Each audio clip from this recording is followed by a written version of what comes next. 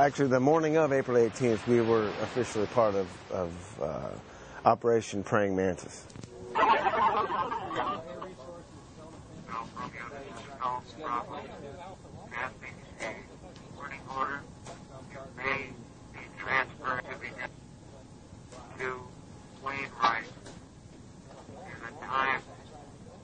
We had witnessed this particular Iranian frigate attacking a defenseless passenger cruiser just weeks before, but we couldn't do anything about it. Mid-morning, we heard reports over the 1MC speaker in the ship, and the A6s were actually attacking the Iranian frigates. And this is an A6.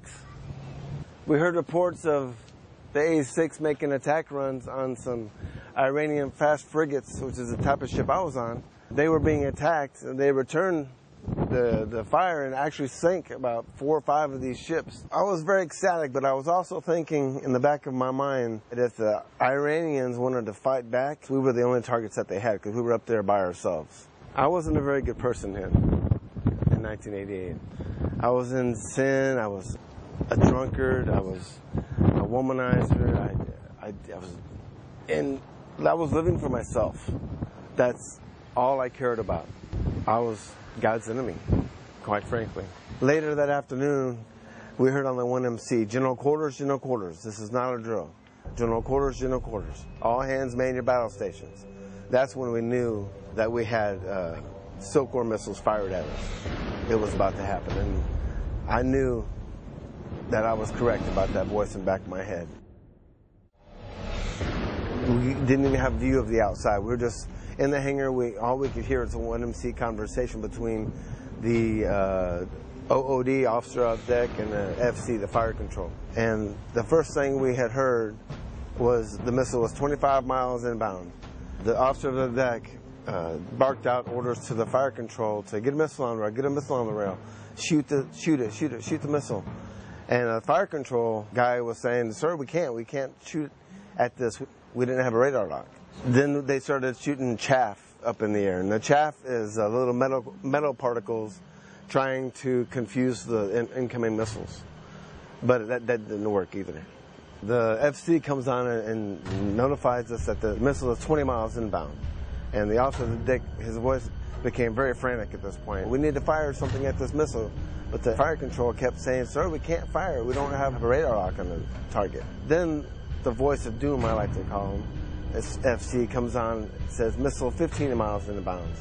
Then the OOD was asking for the Sea Whiz, get the Sea Whiz ready. And what the Sea Whiz is kind of like a Gatling gun. It's designed specifically for this type of situation. It fires 2,000 rounds a minute. And again, it's radar controlled. He says, sir, we can't fire that either. Then the voice of doom comes on and says, missile 10 miles inbound, all hands brace for shock. That's when I knew it was over. Helpless. I just had a helpless feeling because there was literally nothing I could do. Nothing. I was sitting there in the hangar, couldn't see anything that was going on. I was listening to the 1MC conversation between these two persons, and I was helpless. I knew my life had ended. And I couldn't think of anything to do. All I could think of was pray. That's when I prayed, dear God, I know my life has meant nothing up to this point. I know I'm a sinful man, and I know where I'm going. And I don't deserve a second chance, God, but I'm sorry.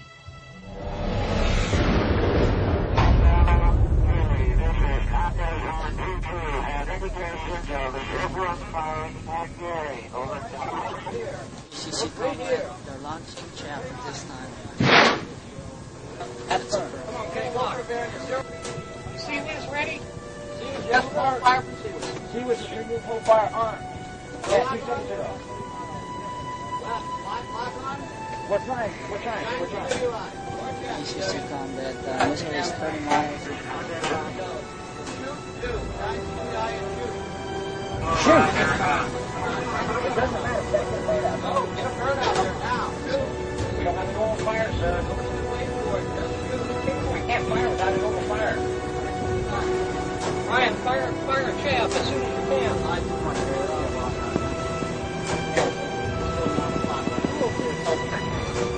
Make sure ready to go done, okay? Can't get a lot, get it to the tank. 057, 10 miles. Take a red 3, 057, 10 miles. Take a red 3. Missile inbound on anticipation shot. And that's when the gun, the 3-inch gun on the top of the hangar started going off. Bang, bang, bang, bang, bang, bang, bang. 9 shots in total. And then it went totally silent. I thought, is this it? Is this what hell is? Doomed to a ghost ship with these guys floating around forever? And that's when we heard one MC say, relax, brace. What had happened was that 3-inch cannon, the guy firing this 3-inch cannon is inside of a room where you cannot see the outdoors at all. No windows, no anything. All they had was a bearing. And then he fired those 9 shots. And one of those 9 shots hit the lead missile, and the percussion from that missile blew the second missile off and landed behind our ship 300 yards. Relax, brace. 1 in a million at least. Man can't make that shot. It's hard to find the words to describe that. It just, I was relieved. At the same time, I knew that God had personally intervened and saved me, 230 other people, but me from certain death. And I knew my life had to change. The life that I had been living, the sinful life beforehand, of caring about nobody but myself. And since that happened, there were a couple years later, I met my wife, Lori, and we were married, and we came back to San Antonio in '93 and started really searching for God, going from different churches to different churches. And then we were invited to our current church in '97, and we became disciples and were baptized later that year in '97.